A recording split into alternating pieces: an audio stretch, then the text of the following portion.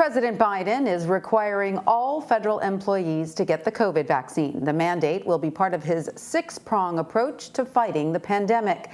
That plan is expected to focus on increasing testing, requiring masks, keeping schools safe and open, protecting the economic recovery, improving care, and getting shots into the arms of the unvaccinated.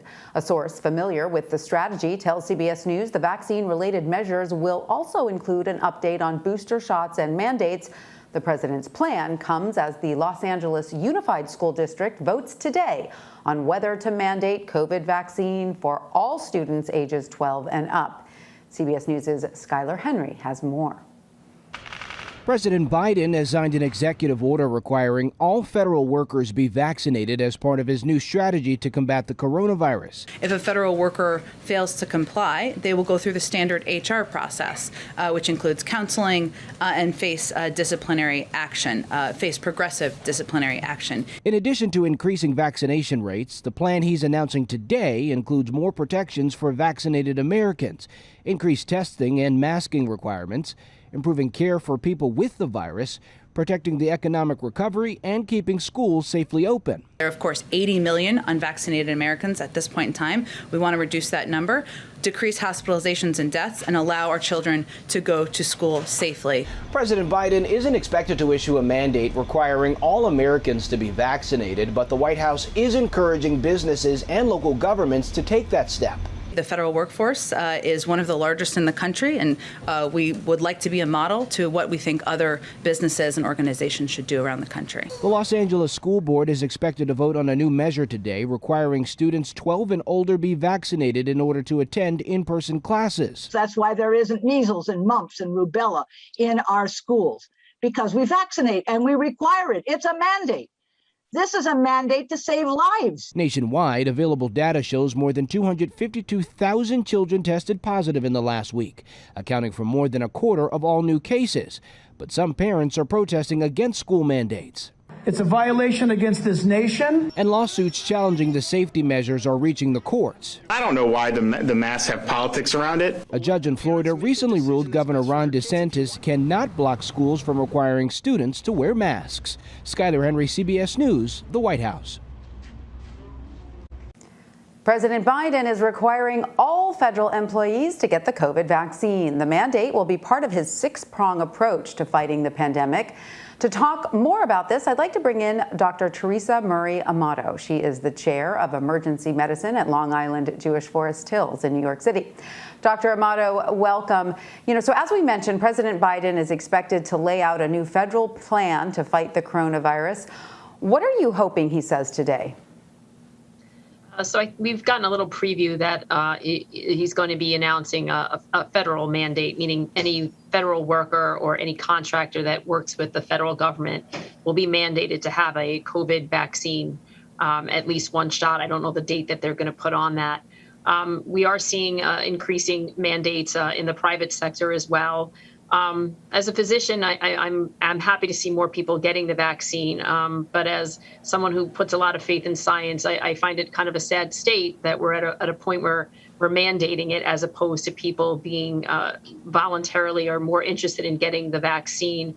I think there's such access to non-science-based misinformation that people are just very leery of it. But it sounds like they're going to be mandating for federal workers to be getting the vaccine. Well, it also feels like, there was plenty of time for people who had concerns about the vaccine to sort of research it and talk to their healthcare providers and consider it. And we're sort of getting to a point where perhaps the administration's and the larger public's patience has sort of run out, in the sense that the information is out there, the vaccines have proven to be effective. A mandate, while certainly nobody wants to force anyone to do anything, a mandate, looks to some people like the last resort. When you look at the numbers of people who get vaccinated, when there are mandates in place, do they say, you know what, that's actually what pushed me over, the fact that I might have to get it for my job, or I couldn't decide, but that was really the element that really made me go out and get the jab? Do you have anyone ever expressing that to you as a doctor? Well, I mean, New York State passed a mandate very recently for all healthcare workers in the state have to be vaccinated in order to continue to work in healthcare, with very few exceptions. And I do think that has spurred on some people to go ahead and get the vaccine because they would like to keep their livelihood. Again, you don't really love mandating things because by just the definition of mandate means you're making someone do something or take something away from them. Again, it would be wonderful if people felt comfortable and could just take the vaccine and feel reassured that it's safe and effective, which we know it is. I can tell you over the last few weeks, nothing has felt more horrible than taking care of critically ill patients, unvaccinated, who are sick with the COVID-19 virus. And they're looking at you saying, I should have had the vaccine. I've not had a single person who was sick say they wish they didn't get the vaccine. So now is the time with this Delta variant and the holiday just behind us. I would tell people, don't hesitate. Don't wait till the mandate takes effect. Go ahead and speak to your doctor and get the shot as soon as possible. And to your point, doctor, these people who are coming to you sick and saying, I wish I had gotten the vaccine, do they also express why they did not? What were their reasons for not getting vaccinated? So very varied. Some people express they just never thought they would get COVID because they hadn't gotten it before. So they had a false sense that it just wasn't going to get them. I've had some people say they were going to get it. They just hadn't had a chance to get it yet. All the way up to where people just really have a big mistrust that there's something very dangerous or secretive about the vaccine and they don't feel comfortable taking it. Again, I think it's a little easier when you've been on the front line fighting COVID like we have on the emergency department and see so much death and destruction from the virus itself that it was really a no-brainer for those of us on the front line to get the vaccine. And I think it's telling that 97% of physicians in this country have been fully vaccinated. I mean, that number should tell people, we believe in it and we're all taking the vaccine and vaccinating our families as well. So, but people have a lot of different reasons for not taking it. Well, I want to ask you now about children because pediatric cases are unfortunately surging, and this is happening as more kids head back to school.